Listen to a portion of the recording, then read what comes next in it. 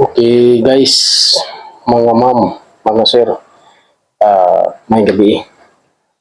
Ngayon napunta karon suba-suba napunta sa atong YouTube channel. Ang akong giingon sa inyo na ang tanan akong vlog nagi may aral na makuha sa ako. Ang ato na pag content karon mao ni kani ang mga bata pa nga nahimo ng inahan, nahimo ng amahan. Atensyon mga young parents, mostly kuan gyud kanang libin-libin pa, mostly mga bata pa gyud, mga DC. Ingani akong advice sa inyo, unaha ang inyong pag-eskwela kay naa sa edukasyon ang kaugmaon. Paulahin ninyo ang mga ulag kay kanang inyong kanang naa sa inyo na ulag lang na wala nila agi na mi diha. Unaha ang inyong pag-eskwela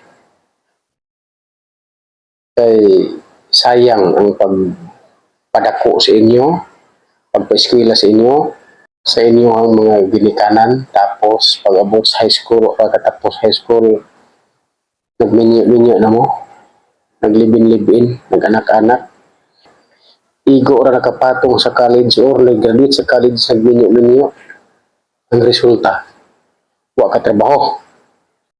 Pag wala ka graduate sa high school or igo ra ni graduate sa high school, nagminyo-minyo, ang resulta wala ka trabaho. Kinsa man ang magsagot, ang inyo na po mga ginikanan. Mao na po'y mo abaga, mao na po'y mo shoulder sa galastuan sa inyo o sa inyo ang anak. Diba? Tanawan ninyo ang palibot dayon na pareha sa inyo. Luoy kaayo. Tanawa ang mga tao nga gipaulahin nilang ulag na himong professional. Nakatabang sila sa ilang mga parents. Pero ang gato ang mga bata pa na nagminyo-minyo, nakatabang po to silang parents, nakatabang sa kalisod. Mupay ang mama papa walang-wala, nagminyo-minyo pa ka. Minyo-minyo ra ba na kaya minyo, gikasal na ay gipirmahan ninyo ang marriage contract. Wala gani mo gipirmahan, dili gid ka minyo. Single gid mo both side. Live-in partner sa English ang tawag, asawa-asawa or kaipon. Muna, advice na ko sa inyo, mintras mga bata pa mo, kinala na among mga vision, na among mga paglantaw sa kinabuhi. Balikon ako sa edukasyon na adiha ang kaugmaon. I-reject ang ulag.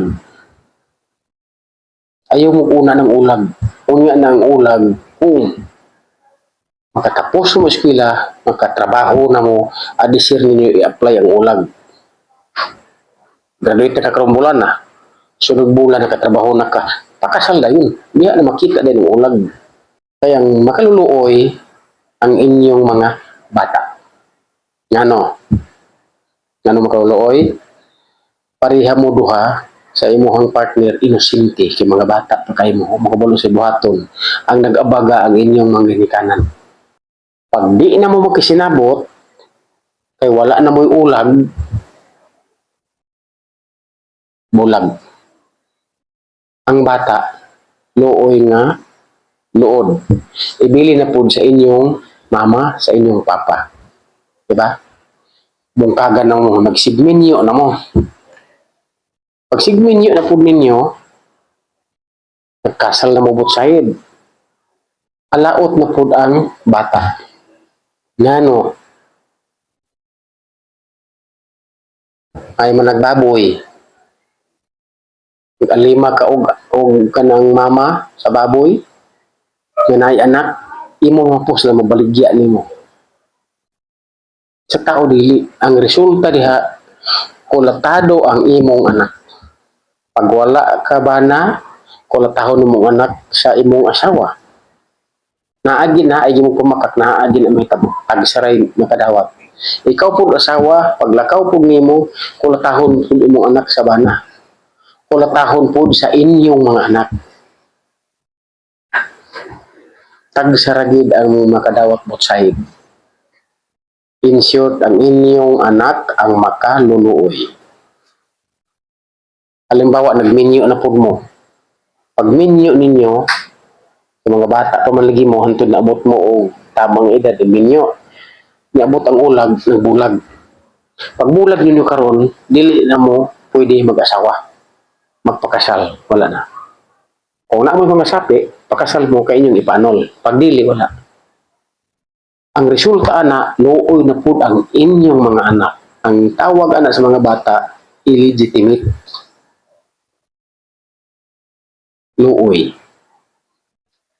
Muna, tambang na ko sa inyo, gamit ang inyong utok. Eskwela, tapos dasal. Tapos pangayoon niyo sa Diyos na katagan mo sa para gid sa inyo. Kung baga, destiny na kamo na. Para dili kamo mahimong makaluluoy. Okay? Daghang salamat o may gabi.